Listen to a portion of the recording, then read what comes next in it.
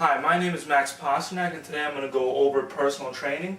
So there's a lot of things involved in personal training that most people do not understand. Most people believe that it's as simple as taking somebody over and showing them a couple machines, but we really do much more than that. So I'm going to teach a lot of people in here about what it is that a personal trainer does exactly. So first of all, what we concentrate on is a combination of four major areas: a proper flexibility program, a proper cardiovascular program, proper nutritional guidance, and a proper resistance training program. On top of that, we're much more than trainers. We're therapists, we're physical therapists, we're doctors. We go into every single field to help people a little bit. We're nutritionists. Everything from A to Z we cover. So to start off, what we concentrate on again is a flexibility program, cardiovascular program, nutritional guidance, and a proper resistance training program. So first thing is the flexibility program. Now we need these four key areas to achieve any goals that we want. Now with the flexibility program, obviously that means stretching. We're going to highly decrease the person's risk of injury.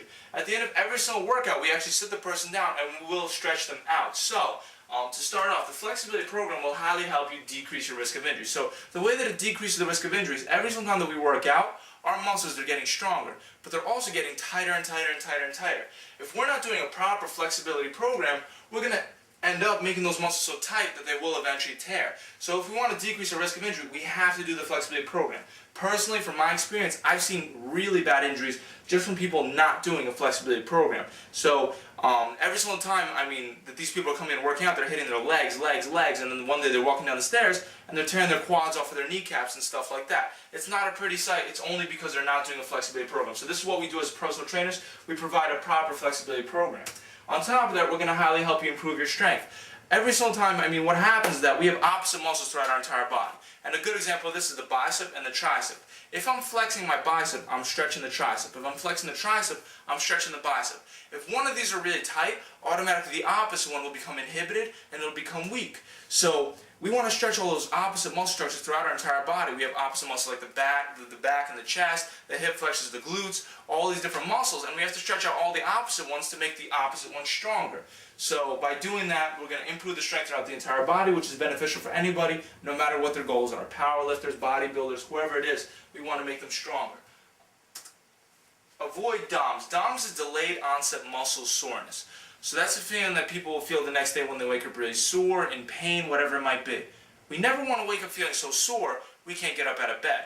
That's very not beneficial for us. Obviously everybody wants to be able to come back to the gym feeling refreshed and ready to go. Nobody wants to come back to the gym dragging their feet like, oh my god, I have to come back here again. So we have to decrease the delayed onset muscle soreness, which is again the soreness that you feel the next day, so people can literally, relax the next day and enjoy the time rather than having to drag their feet back into the gym.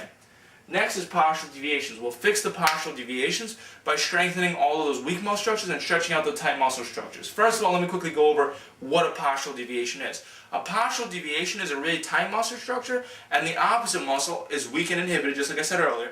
And when that happens, there's a certain force-couple relationships where one side is pulling on one side, the other side is pulling on the other side, and it creates a postural deviation. A good example of this is shoulder protraction. Many people have a slouch right here. That's a really tight chest, really tight lats. The chest is pulling the shoulders forward, lats are pulling the shoulders down, and the rhomboids back here, they become inhibited and they become weak, and that leads us to develop a postural deviation, leading us to develop injuries like bicep tendonitis, shoulder injuries, also rotator cuff problems, stuff like that. So we definitely want to obviously decrease these possible injuries by doing, the flexibility program. And, this is just an example of one of the many flexibility exercises that you could do. Of course, with the trainer will actually be stretching the person. On top of that, we provide, like I said, a cardiovascular program. With the cardiovascular program, we focus highly on the FIT principle. It's not just get on this treadmill, get on this elliptical, and run and go, or whatever it might be, walk. We want to be doing the proper things. Again, everything has to be planned out, individualized for every single person. So first thing that we concentrate on is the FIT principle. So frequency, intensity, type, and time. So the type of machine that you're using is very important. So many people can't be using the stepper. Many people can't be using the bicycle because they have shoulder protraction or the hip flexors are tight. So they can't be using those machines because that's going to make those muscles tighter and tighter and tighter until those muscles basically eventually either tear or we create lower back injuries or opposite muscular injuries.